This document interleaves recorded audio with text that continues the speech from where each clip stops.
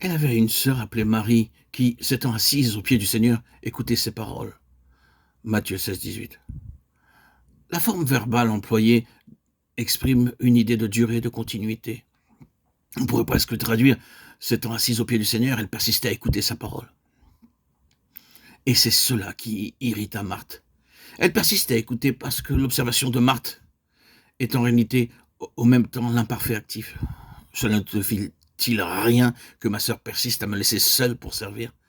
Persiste à me laisser seule parce qu'elle persistait à écouter.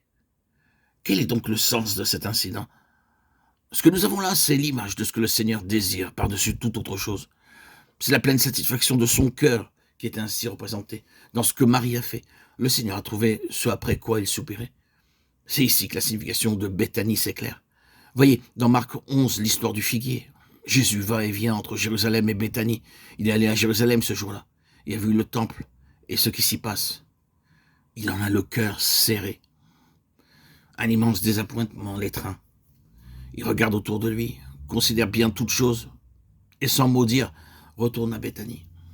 Le lendemain, en cours de route, sentant la faim, il avise le figuier, son approche dans l'espoir d'y trouver quelques fruits, mais ne trouve rien, et prononce cette parole, jamais fruits ne croissent sur toi. À leur retour, les disciples s'aperçoivent que l'arbre a séché et qu'il est mort. Or, ce figuier, nous le savons, est une image de Jérusalem.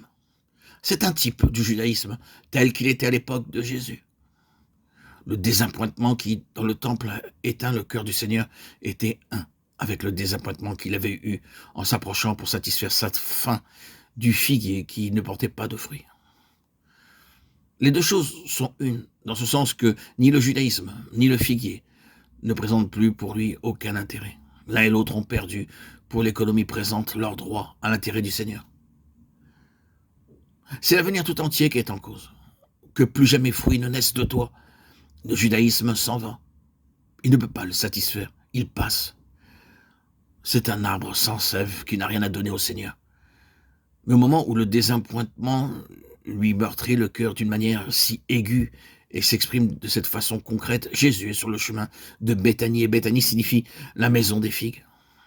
Ce n'est pas dans le temple, ce n'est pas à Jérusalem que le Seigneur trouve ce qui peut le réjouir. C'est à Béthanie.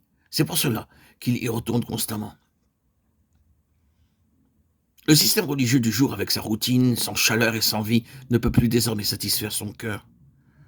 C'est Béthanie qu'il lui faut. C'est l'atmosphère vivante et chaude de la maison amie. Si ses paroles sont rejetées à Jérusalem, il sait bien qu'ici, elles sont acceptées, recueillies, et qu'il y aura toujours quelqu'un qui persistera à écouter. Je suis frappé de voir dans le chapitre 2 des Actes qu'un des résultats de la Pentecôte pour les croyants fut qu'ils persévéraient dans l'enseignement des apôtres. Voyez, c'est l'Église en germe et c'est sa caractéristique. Ils persévéraient dans l'enseignement des apôtres. Nous sommes tellement habitués aux paroles de l'Écriture que la vraie valeur des mots finit par nous échapper.